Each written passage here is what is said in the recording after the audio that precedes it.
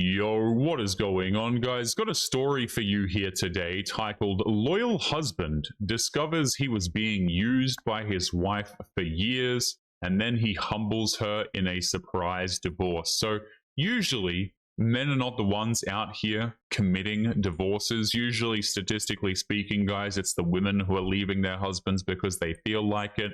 But in this situation, we have a instance where the man is being used the entire time, as they often are, by the way.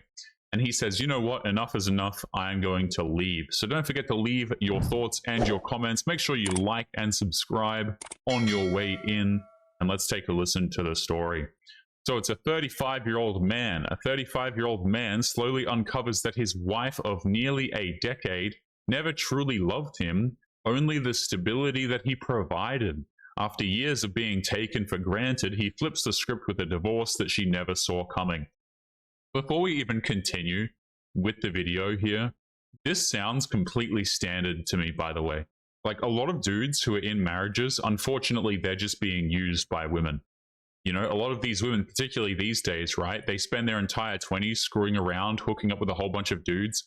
And then the reason why they actually get married later on is for the stability. A lot of the times they're not attracted to their husbands. A lot of the times they disrespect them. They treat them like trash. They use them as a personal ATM. So it's good to see a dude finally say, you know what?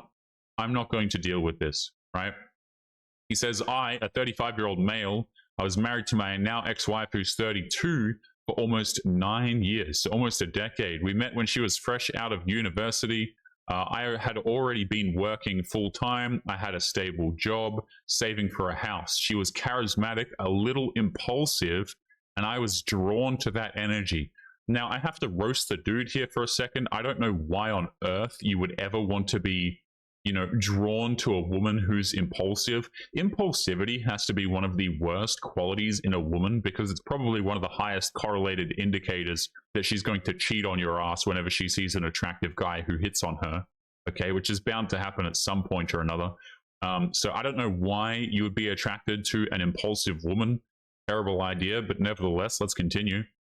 He says, she moved in after 6 months. No rent, no bills. I just wanted to help her get on her feet, and that help became a habit. Okay, so this dude is immediately providing for this woman, and let me just say, I guarantee you she's probably not worth providing for. You know what I'm saying? Like, a lot of these women, they demand to provide a guy, they demand a dude to pay all their bills, and like, they refuse to cook for you, they're unpleasant to be around. I mean, the list goes on, right? So this was probably a very, very bad idea.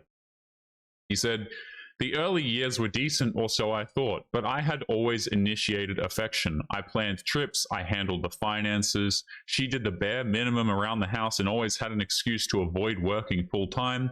When I'd bring it up gently, hey, can we look at balancing things better? She'd deflect or accuse me of being controlling. I let it slide more than I should have. Okay, so she refused to get a full-time job. He always had to initiate affection. So the way I see it is this woman is probably hooking up with a dude the entire time, and she's just using this guy for his wallet, honestly. He says it wasn't just about money, it was the emotional labor. Why are men using stupid terms like this now, guys?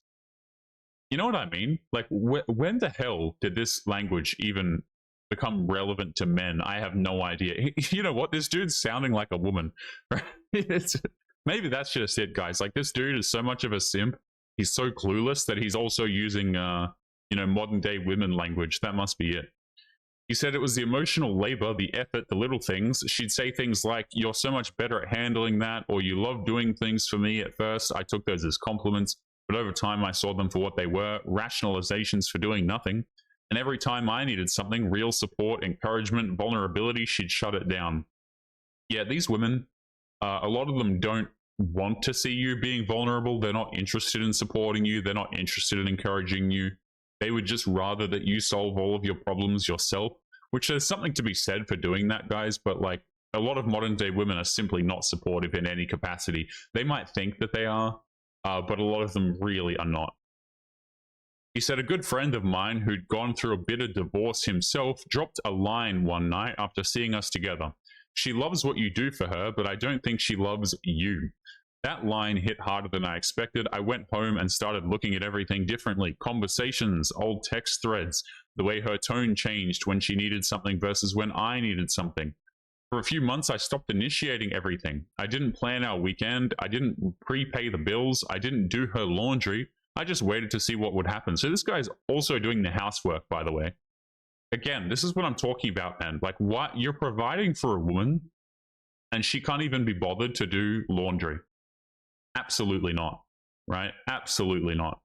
She noticed these things. She got cold, she got snappy and started saying, "You've changed." She didn't ask how I was doing, just why things weren't being done like usual. I had my answer. So he says the divorce was quiet, but it was devastating for her. I met with a lawyer. I quietly moved funds into a separate account. Again, I don't know why these dudes are like mingling their finances with women, like sharing bank accounts and crap like this. No idea. Spoke to my landlord about removing her from the lease, and when everything was in place, I served her the papers. She thought we were going on a date night. I handed her the envelope at the restaurant. She laughed at first and thought it was a joke, and then she read it. She went pale, she went angry, she accused me of betraying her, of giving up. I told her, "You were never in this marriage for us, you were in it for what I could provide." She tried to backtrack, said that she could change, that we had history, that I couldn't throw it all away over a few bad months. I told her it wasn't a few bad months, it was nearly a decade of being used. Holy hell. He says she moved in with a friend, tried to get mutuals on her side, but most of them had already seen what I had, and she was losing sympathy fast. Meanwhile, I started rebuilding. I went to therapy, I did solo traveling, I picked up hobbies that I had dropped because she wasn't into them, and it felt like I was getting my life back. Here's the problem, guys, that I see in this situation is like, why on earth would you as a man even put yourself in this situation first? You know, why are we providing for women who don't benefit our life in any way whatsoever? Why are we giving up hobbies because your woman isn't into them? If you enjoy the hobby, why are we giving up the hobby in the first place? It's not like these dudes' hobbies, okay, is going out to nightclubs typically. He's probably talking about something like golfing, you know, or something that she finds boring or unenjoyable or whatever.